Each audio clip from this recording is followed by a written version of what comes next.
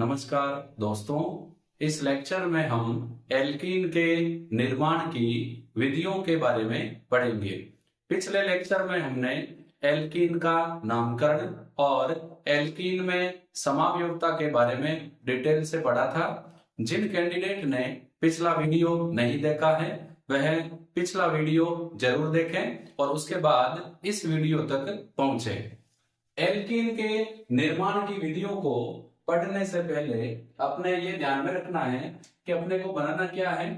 Carbon और carbon के बीच में डबल बॉन्ड आना चाहिए और दोनों कार्बन की वैलेंसी पर कुछ भी जुड़ा हो सकता है। एल्कीन के निर्माण की विधियों में नंबर फर्स्ट हम ले रहे हैं, वो है एल्काइनों से।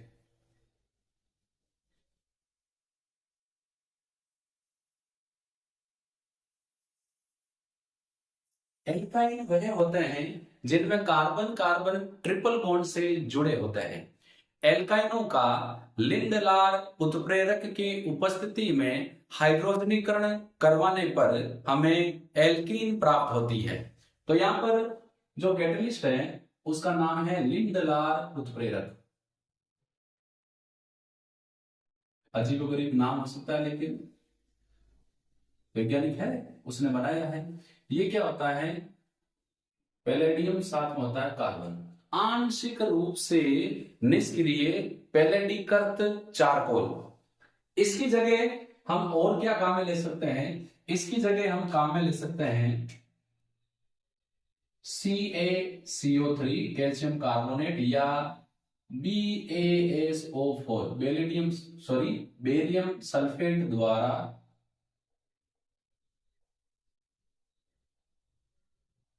निष्क्रियत पैलेडियम, और साथ हम क्या ले सकते हैं, सल्फर या क्विनोल। ये भी हम इसकी जगह काम में ले सकते हैं।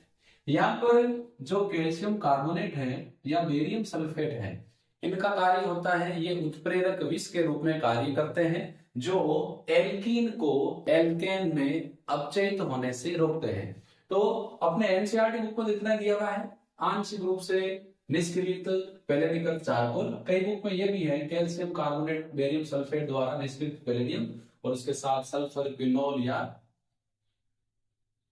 और भी इसमें हमने काम में ले सकते हैं। बस अपने को ये ध्यान में रखना है।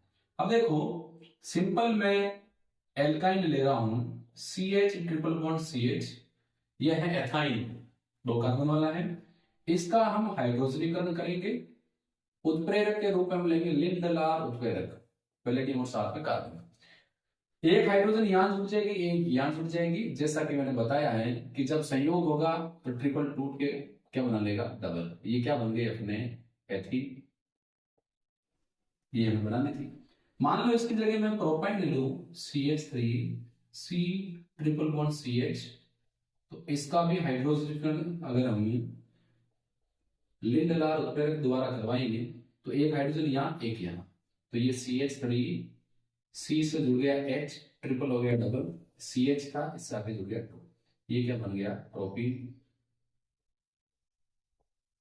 लेकिन यदि हम इस रिएक्शन की स्टीरियोकेमिस्ट्री की बात करें तो यहां पर त्रिविम विशिष्ट योग होता है। यदि हम एल्काइन का हाइड्रोजनीकरण लिंडलार उत्प्रेरक द्वारा करवाएं तो हमें सिस एल्कीन प्राप्त होती है, जबकि यदि हाइड्रोजनीकरण सोडियम धातु की उपस्थिति में लिक्विड अमोनिया द्वारा करवाया जाए तो हमें ट्रांस एल्कीन प्राप्त होती है।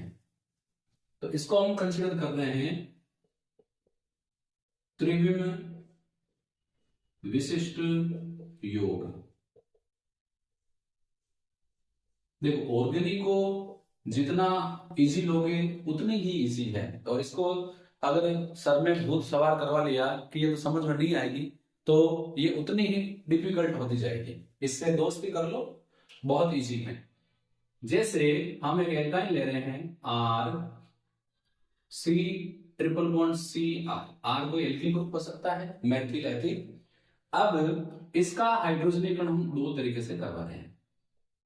पहला तरीका है, इसका हम हाइड्रोजनीकरण करवा रहे हैं पैलेडिकल चारकोल द्वारा, लिंडगार उत्प्रेरक द्वारा। दूसरा हम इसका हाइड्रोजनीकरण करवा रहे हैं सोडियम धातु और साथ में ले रहे हैं द्रव अमोनिया लिक्विड NH3 इससे करवा रहे हैं।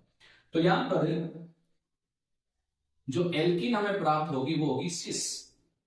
आर जुड़ा हुआ है, एक हाइड्रोजन यहां जुड़ जाएगी, एक हाइड्रोजन जुड़ जाएगी हमें यहां, क्योंकि समान समूह एक तरफ है। तो ये कौन सी एल्कीन है? सिस एल्कीन है। लेकिन लिक्विड अमोनिया द्वारा सोडियम धातु की उपस्थिति में यदि हम एल्काइन का हाइड्रोजनीकरण करेंगे तो यहां जो हमें एल्कीन प्राप्त होगी वो क्या होगी?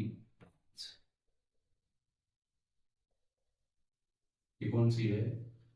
Trans alkyne. तो ये एक त्रिविम विशिष्ट योग हो गया।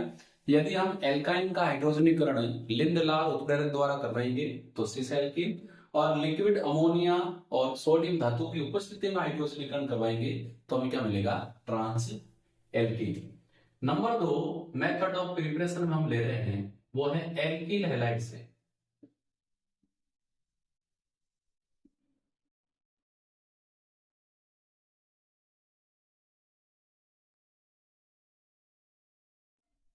एल्किल हैलाइड को एल्कोहलिक KOH के साथ गर्म करने पर विहाइड्रोहेलोजनीकरण द्वारा हमें एल्कीन प्राप्त होती है। इस अभिक्रिया में अल्फा कार्बन का हेलोजन और बीटा कार्बन की हाइड्रोजन निष्कासित होती है, इसीलिए इसे बीटा विलोपन भी कहते हैं। क्योंकि यहां से HX का अणु निकलता है इसीलिए इसको विहाइड्रोहेलोजनीकरण अभिक्रिया भी कहते हैं। तो देखो एक सिंपल सा एल्किल हैलाइड में ले लेता हूं, जैसे एथिल हैलाइड। इससे एक हाइड्रोजन जुड़ा हुआ है, ये CH3 है, इससे जुड़ा हुआ हाइड्रोजन में अलग कर लेता हूं। यहां हम जो काम में ले रहे हैं वो है एल्कोहलिक KOH, पोटेशियम हाइड्रोक्साइड में हम एथेनॉल डाल देते हैं तो ये क्या हो जाएगा? Alcoholic KOH। अब जिस कार्बन से हाइड्रोजन जुड़ा हो अल्फा और इससे अगला वाला कार्बन क्या है? बीटा। तो बीटा कार्बन के हाइड्रोजन अपने बंद के इलेक्ट्रॉन लेके जाएगी और हाइड्रोजन ऐसे बंद के इलेक्ट्रॉन लेके जाएगा। तो ये अपने CH2 है, CH2 रह गया, HH निकला है तो यहां बन गया डबल बॉन्ड और क्या निकल गया? HX। ये अपने क्या बन गई? एल्कीन। और ये हम बनाना चाहते थे। अब इसमें एक इसको हम क्या बोलते हैं? इस अभिक्रिया का नाम है बीटा विलोपन। बीटा विलोपन क्यों बोल रहे हैं? क्योंकि बीटा कार्बन की हाइड्रोजन निकलती है, जो H निकल रहा है वो कौन से कार्बन का रहा है? बीटा कार्बन का। इसको हम एक और क्या बोलते हैं? विहाइड्रो हेलोजनीकरण।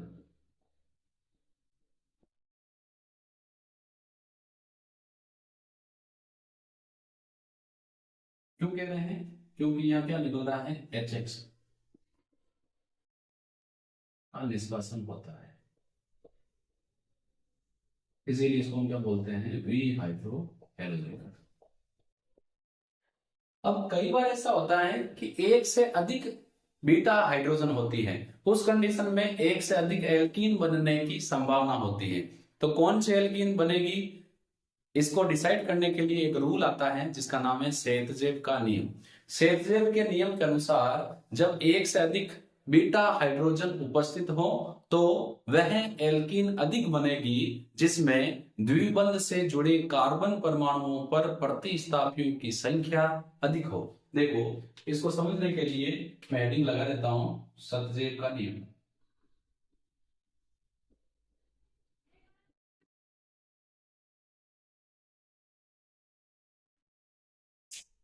तो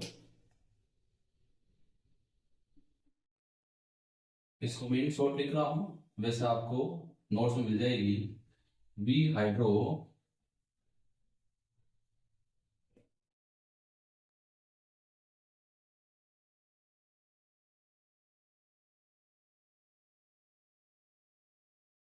हेलोजनीकरण, एल्किल हैलाइड की विहाइड्रो हेलोजनीकरण से वह एल्कीन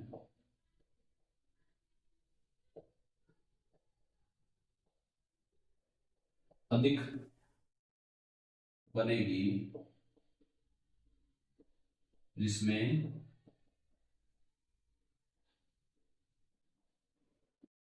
द्विबंध से जुड़े कार्बन पर या कार्बन परमाणु पर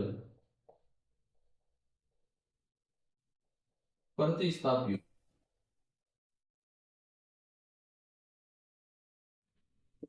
की संख्या अधिक हो। देखिए इसको एक एग्जाम्पल द्वारा हम समझते हैं। जैसे मैंने ले लिया CH3 CH CH2 CH3, यहां पर मान लो जुड़ा हुआ है Br। अब यहां पर इस कार्बन से हेलोजन जुड़ा अल्फा कार्बन और ये है बीटा कार्बन, इस साइड वाला भी बीटा, ये गामा। अब क्योंकि यहां पर दो बीटा कार्बन है तो इस बीटा कार्बन की हाइड्रोजन निकलेगी या ये निकलेगी, समझ आ गई। तो ऐसी कंडीशन में क्या होगा, देखो पहले मैं यहां की हाइड्रोजन निकाल रहा हूं, यहां हाइड्रोजन निकलेगी, क्या बन जाएगा CH2 CH, ब्रोमीन गई, यहां बन गया डबल बॉन्ड, फिर CH2 CH3 और साथ में क्या बन गया HBr। एक तो ये हो गया। दूसरा, मान लो हाइड्रोजन यहां से निकले, क्योंकि दो बीटा हाइड्रोजन है, एक यहां से निकलने की संभावना है तो यहां से भी निकलेगी, तो ये तो रह जाएगा अपना CH3, आगे है CH, यहां से निकलेगी तो 2 का हो जाएगा ओनली CH, सिंगल डबल हो जाएगा क्योंकि HBr का निष्कासन हो रहा है, CH3 प्लस का निकल जाएगा HBr। ये द्विबंध से जुड़े कार्बन परमाणु और ये यहां पर द्विबंध से जुड़े कार्बन। इसमें प्रतिस्थापी सिंगल है, इसमें प्रतिस्थापी है दो, इसमें है कार्बन दो वाला लेकिन है तो ये ही एथिल, इसमें दो मेथिल। अधिक प्रतिस्थापी है तो अकॉर्डिंग टू सेडजेव रूल ये अधिक बनेगा और ये जो है अपना ये कम बनेगा। बस ये हमें ध्यान रखना है। थोड़ा सा बोर्ड इरेज करते हैं फिर कंटिन्यू।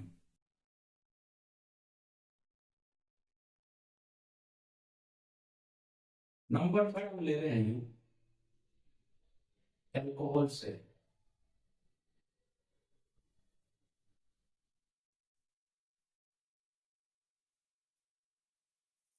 यदि हम एल्किल हैलाइड की क्रियाशीलता के क्रम की बात करें, किसकी बात कर रहा हूं मैं, वी हाइड्रो हेलोजनीकरण अभिक्रिया के प्रति एल्किल हैलाइडों का क्रियाशीलता का क्रम होता है एल्किल आयोडाइड सबसे अधिक क्रियाशील, उससे कम एल्किल ब्रोमाइड, उससे कम होता है एल्किल क्लोराइड। जबकि यदि हम कार्बन की बात करें तो 3 डिग्री एल्किल हैलाइड अधिक स्थायी होते हैं 2 डिग्री से, या यूं कह सकते हैं 3 डिग्री एल्किल हैलाइड अधिक अभिक्रिया देंगे 2 डिग्री से और 2 डिग्री अधिक देगा 1 डिग्री से। तो एल्किल हैलाइडों का क्रियाशीलता का क्रम है सबसे ज्यादा एल्किल आयोडाइड, फिर एल्किल ब्रोमाइड, फिर एल्किल क्लोराइड। ऐसे ही सबसे ज्यादा 3 डिग्री, उसके बाद 2 डिग्री, उसके बाद 1 डिग्री आता है एल्कोहल पर। यदि हम एल्कोहल को सांद्र H2SO4 की प्रेजेंस में 443 केल्विन टेम्परेचर पर गर्म करें तो एल्कोहल से जल के अणु के निष्कासन से हमें एल्कीन प्राप्त होती है। देखो जैसे मैं सिंपल एल्कोहल ले लेता हूं ethyl alcohol, CH3 CH2 OH होता है, मैंने OH ऐसे बना दिया और इसकी अलग कर दिया। इसको हम गर्म कर रहे हैं सांद्र H2SO4 की प्रेजेंस में, टेम्परेचर है 443 केल्विन। ये अल्फा कार्बन, ये बीटा कार्बन, ये भी बीटा विलोपन का एक उदाहरण है क्योंकि इसमें भी बीटा कार्बन की हाइड्रोजन निकलेगी और यहां से निकल जाएगा OH, ये हो जाएगा CH2 डबल बॉन्ड CH2, साथ में क्या निकल गया H2O। क्योंकि H2O का निष्कासन हो रहा है इसीलिए इसको हम बोलते हैं निर्जलीकरण अभिक्रिया। इसकी जगह अगर हम दूसरा काम लें जैसे CH3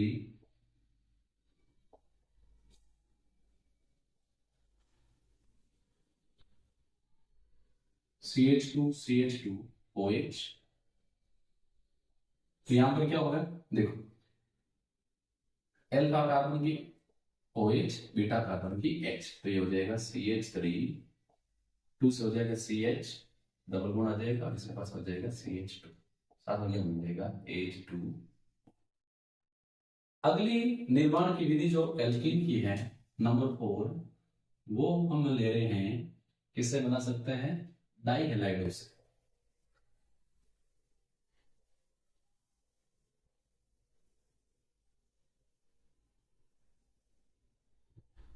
ऐसे डाई हैलाइड जिनमें हेलोजन परमाणु एक ही कार्बन परमाणु पर जुड़े हो, उसको हम बोलते हैं gem di halide.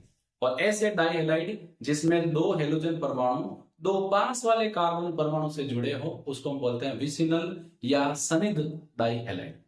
Vicinal die हैलाइडों को जिंक चूर्ण की प्रेजेंस में गर्म करने पर हमें एल्कीन प्राप्त होती है। देखो इसमें हम ले रहे हैं विसिनल डाई हैलाइड, जैसे CH2, CH2, एक मान लो भी यार यहां से जुड़ी है, एक पास वाले से जुड़ी है, तो विसिनल या सनिध हो गई।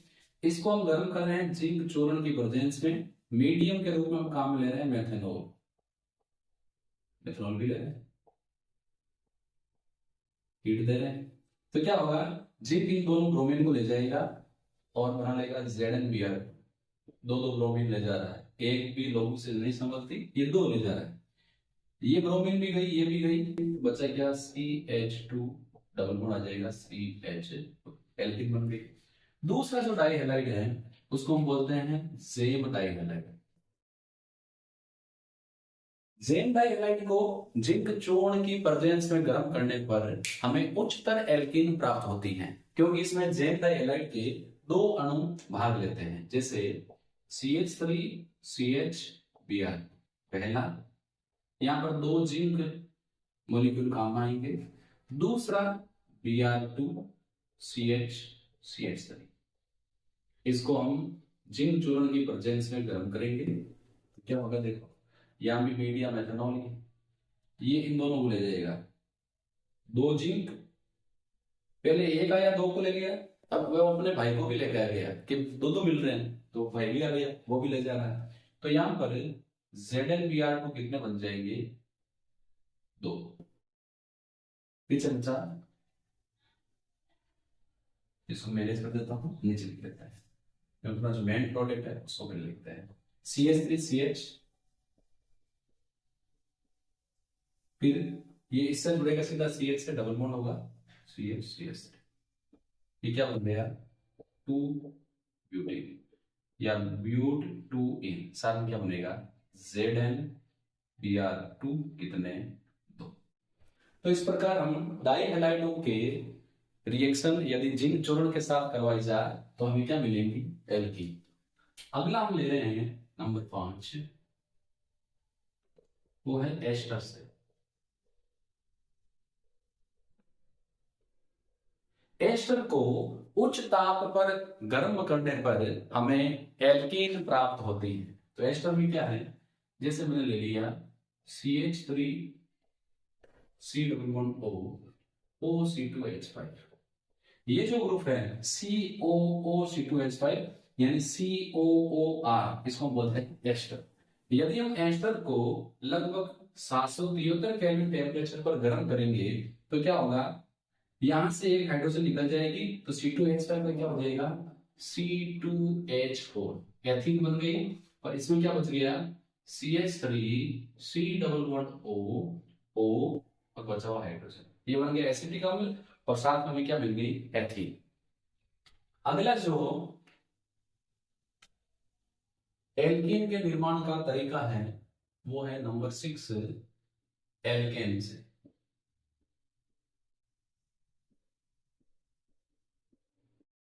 एल्केन को क्रोमियम ऑक्साइड और एल्यूमिना की उपस्थिति में उच्च ताप पर गर्म करने पर एल्केन के विहाइड्रोजनीकरण से हमें एल्कीन प्राप्त होती है। जैसे मैं ले रहा हूं सिंपल सा मेथेन CH3 CH7, इसको हम गर्म कर रहे हैं क्रोमियम ऑक्साइड, साथ में ले रहे हैं Al2O3। हाई टेम्परेचर पर गर्म कर रहे हैं तो यहाँ से हाइड्रोजन निकल जाएगी, बच जाएगा CH2, double bond CH2 plus का निकल गया H2। तो ये कुछ अपने एल्कीन के निर्माण के तरीके हैं। नंबर 6 टाइप के हमने यहाँ तरीके पढ़े। लेकिन यदि हाइड्रोजन का योग हो रहा है, जैसे हमने एल्काइन पर हाइड्रोजन का योग किया तो उसको हम बोल रहे हैं हाइड्रोजनीकरण। और यदि हाइड्रोजन निकल रही है जैसे एल्केन से निकल रही है, इसको हम बोल रहे हैं विहाइड्रोजनीकरण। तो हाइड्रोजनीकरण का मतलब है H2 का जुड़ना, विहाइड्रोजनीकरण का मतलब है हाइड्रोजन का निकलना। ऐसे ही विहाइड्रोहेलोजनीकरण, विहाइड्रोहेलोजनीकरण का मतलब है हाइड्रोजन और हेलोजन का निकलना, और हेलोजनीकरण का मतलब है हाइड्रोजन और हेलोजन का जुड़ना।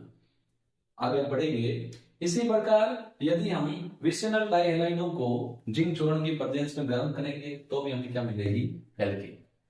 बीटा कार्बन का हाइड्रोजन जब निकलता है तो इसको हम बोलते हैं बीटा विलोपन। जैसे एल्कोहल का बीटा विलोपन होगा तो इससे हमें एल्कीन मिलेगी, क्योंकि यहाँ से H2 निकल रहा है तो इसको हम एल्कोहल का निर्जलीकरण या बीटा विलोपन कहेंगे। इसी प्रकार यदि हम एल्किल हैलाइड की बात करें तो उसमें भी बीटा कार्बन का हाइड्रोजन निकल रहा है, उसको हम बीटा विलोपन कहेंगे, लेकिन उसमें HX निकल रहा है इसलिए इसको हम विहाइड्रोहेलोजनीकरण भी कहेंगे। तो यहाँ पर एल्कीन के निर्माण की विधियां कंप्लीट होती हैं। हम फिर मिलेंगे नेक्स्ट वीडियो में। धन्यवाद।